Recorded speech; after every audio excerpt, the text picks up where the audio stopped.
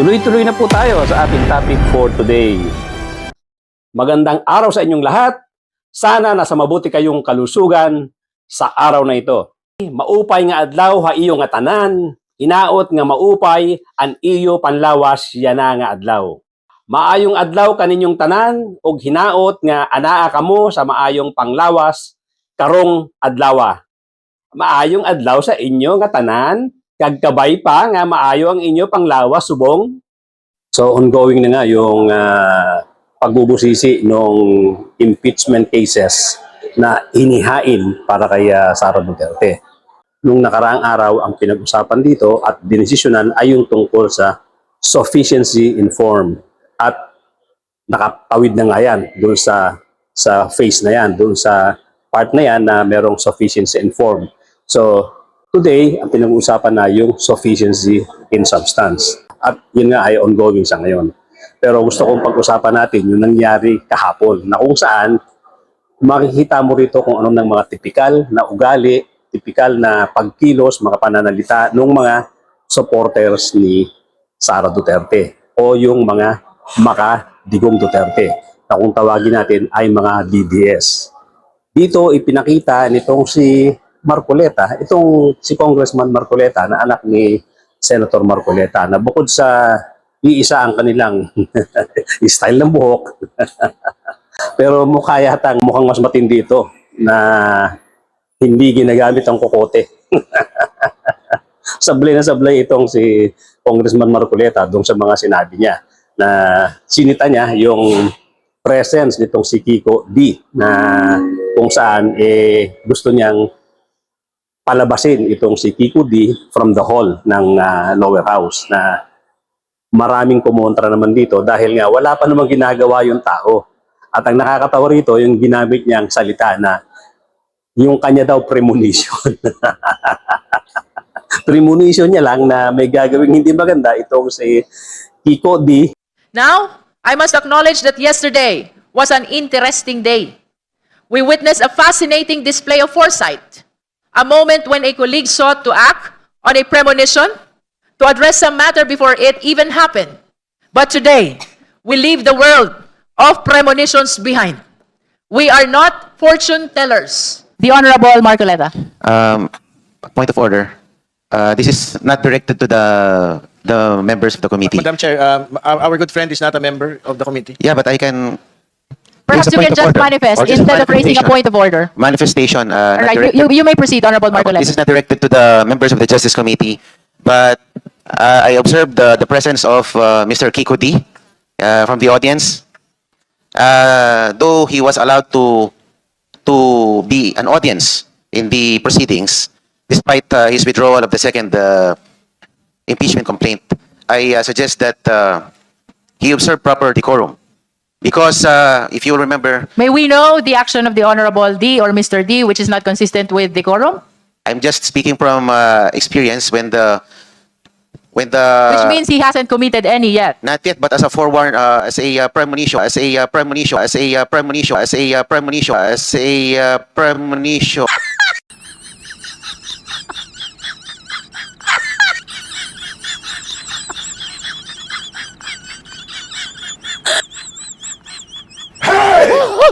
Naman palang ginagawa. Let us not... Yung salitang nakakatawa, yung premonition na hindi ko akalain na ang ganyang salita ay manggagaling sa isang lawyer. Ang isang abogado pala ay gumagawa ng pagkilos, gumagawa ng desisyon at pagsasalita based on premonition. Hindi ko alam kung may mga ilang abogado pa na katulad nitong si Congressman Marcoleta na nagsasalita na ang kanyang basehan na isang premonition. So kitang-kita yung pagtawa ng mga tao sa likuran niya doon sa gallery. Dahil talagang inappropriate, parang hindi swak, hindi tama para sa isang abogado. Ang magsalita ng ganyan, no? Magsalita ng premonition at gagawa siya ng isang suggestion, isang desisyon na binase sa kanyang premonition. Siya na, hindi ko pigilan yung pagtawa dahil hindi ko talaga akalain na manggagaling sa isang abogado yung salitang ganyan, no? Na yung kanyang desisyon, yung kanyang sinabi, base doon sa kanyang premonition. Na eto, ginawang katawa-tawa na rin nitong si Congresswoman Luistro nung kanyang pagsasalita ng opening remarks. Doon naman sa pagbubukas ng panibagong hearing. Dito mo makikita na itong mga supporters ni Sara Duterte or yung mga tinatawag natin DDS ay sasabihin ang lahat, gagawin ang lahat kahit na sila ay magmukhang tanga. Masabi lang nila yung gusto nilang sabihin para ipakita yung pagsuporta at pagdepensa dito kay Sara Duterte. Tipikal na mga DDS na kung tawagin nga ng marami ay mga ob. Ayoko sanang magsalita ng ganyan pero nakikita natin na isang lawyer magsasalita ng ganyan. So anong tawag natin dyan? Seditious that can be attributed to the Vice President. So dito naman kay Congressman Suntay, another good example, a real DDS. May pinakita rin siya na hindi maikakaila na isa siyang DDS. Alam nyo, itong ipinamana ni Digong Duterte sa kanyang mga tagahanga, sa kanyang mga supporters, kung hindi kapreskuhan, kung hindi kayabangan, kung hindi yung pagpapakita ng kamachuan kuno, pambabastos sa babae, ay kitang-kita talaga dito sa mga supporters niya. At isang good example dito, yung ipinakita na naman itong si Congressman Suntay na kung saan binanggit niya na ginawa niya example itong si Ann Curtis doon na nakita daw niya si Shangri-La at siya daw ay nakaisip ng mga pwedeng mangyari. Inimagine lang daw niya. So, nagsabi pa siya na siguro naman hindi masama at walang krimen doon sa ginawa niya na pag-i-imagine dito sa pwedeng mangyari at pwede niyang gawin kay Ann Curtis. Again, sinasabihin natin na typical na pagiging DDS. Ito yung mga namana nitong mga tagahanga, tagasunod, mga followers. Ito yung mga sumasamba at itinuturing na puon nila itong si Digong Duterte. Makikita mo yung kanilang pagiging presko, pagiging bastos. Walang respeto sa mga babae. Ang sinasabi niya, yung ginawa niya pag-imagine ay hindi raw kabastusan. Pero nakaka-offend po yan. Once ang sinabi mo ay offensive sa isang babae, ibig sabihin offensive yan sa lahat ng mga babae. At hindi tama yan. Pero kasi nasanay sila dito sa kanilang ang amo, dito sa kanilang puon na si Digong Duterte, na walang habas ang pambabastos, walang habas ang pagpapakita na walang galang sa mga kababaihan noong siya ay presidente pa. At ngayon, ina-adapt na nitong mga followers niya, ina-adapt ng mga DDS. Isipin mo, kahit na mga government officials pa, may mga pinag-aralan, mga abogado, pare-pareho na sila. Kung magsalita, presko, walang galang sa babae, at mga bastos. Meron pa rin namang hindi. Meron pa rin namang iba na marunong gumalang sa babae. Pero generally speaking, ganito ang naging kalakaran, ganito ang mga makikita mo sa mga followers ni Digong Duterte. Yung walang respeto sa babae. Pakinggan natin itong sinabi niya. And lastly, alam mo minsan, nasa Shangri-La ako, nakita ko si Ann Curtis. Ang ganda-ganda pala niya. You know, may desire sa loob ko na nag-init talaga. Na-imagine ko na lang kung anong pwedeng mangyari. Pero na-imagine ko na lang kung anong pwedeng mangyari. Pero na-imagine ko na lang kung anong pwedeng mangyari. Pero na-imagine ko na lang kung anong pwedeng mangyari. Pero siyempre, hanggang imagination na lang yun. Pero di naman siguro ako pwedeng kasuhan dahil kung ano-ano yung na-imagine ko eh. Thank you very much, Madam Chair. Madam Chair, I would like to have those statements stricken from the record. Madam There Chair, is Happy nothing Women's Month. sexual dun sa sinabi ko. Nothing immoral. It's just, I said, may na-imagine ako. I think there is nothing wrong. Nevertheless, Madam Madam Chair, Chair. I want that deleted in the record. Can the chair hear the proper motion? So ayan, di ba? Prinotesta nga nitong si Congresswoman Zamora yung tungkol sa pagsasalita niya ng hindi maganda, isang offensive na remarks na naka-offend kay Congresswoman Zamora. At ibig sabihin yan, offensive yan sa mga babae. At hindi mo dapat sabihin especially isa kang government official, isa kang mambabatas. Ang mambabatas ay dapat mas mataas ang standards ninyo pagdating sa morality, sa pagrespeto sa kababaihan.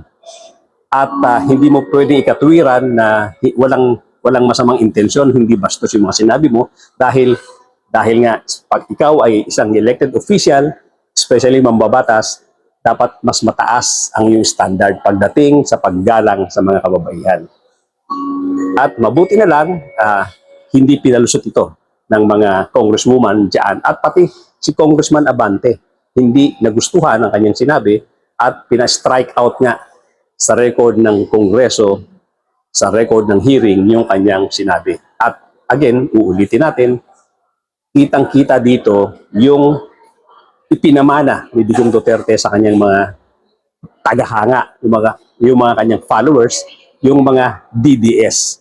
Kitang-kita nyo ano naging influensya nitong si Digong Duterte, nitong si Digong Duterte sa mga taong humahanga at sumusunod sa kanya na hindi na dapat talagang maulit. Kaya dapat itong impeachment na to, although sigurado naman tayo, ito'y makakarating sa Senado. Ang hindi lang natin tiyak dito, dahil very thin yung bilang ng mga nasa majority as against minority.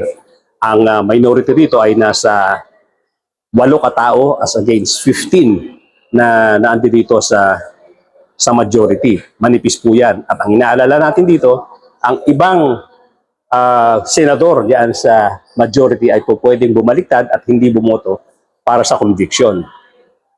Alam naman natin na ang iba diyan ay talagang sumama lang sa majority pero ang puso niya nandoon talaga sa pagiging DDS. Ang kagandahan lang dito, sigurado tayo na ang nasa minority ay mababawasan pa. Dahil sa dami ng mga parating na problema, may mga kaso katulad nila Chis Escudero, itong si Jingo Estrada, at Joel Villanueva. Ganoon na rin si Bongo at alam naman natin, si Bato de la Rosa nagtatago na. So madidiplit pa, lalo pang mababawasan ang mga nasa minority. Ang problema lang, kailangan dito ay 16 votes.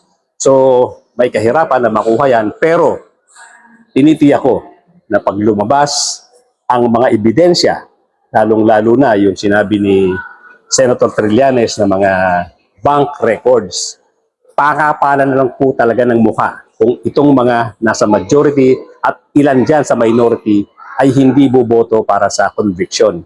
Masyado pong malakas ang mga ebidensyang lalabas at nakakahiya para kay Vice President Sara Duterte.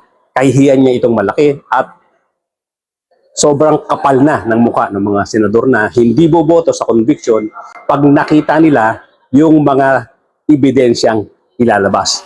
Lalong-lalo na yung magiging testimony nitong si Madriaga na may personal knowledge sa mga transaksyon ni Sara Duterte at may mga ebidensya siyang ilalabas. So again, pakapalan na lang ng mukha kung ang mga senador na to ay hindi boboto sa conviction.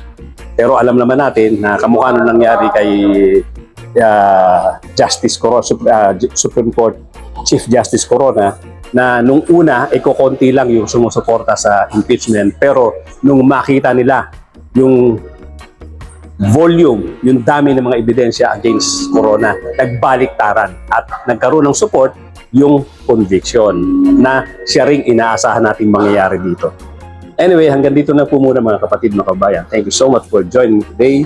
At doon po sa mga bago lang sa aking channel, kindly subscribe, kindly hit the notification bell, pati na rin po yung like button. Mag-comment po tayo, pilitin natin masagot yung mga komento at share na rin po sa ating mga kakilala, mga kaibigan, kamag-anak itong ating episode for today para matulungan ng ating munting channel. Thank you so much mga kapatid, mga kabayan. Magkita-kita po tayo ngayon.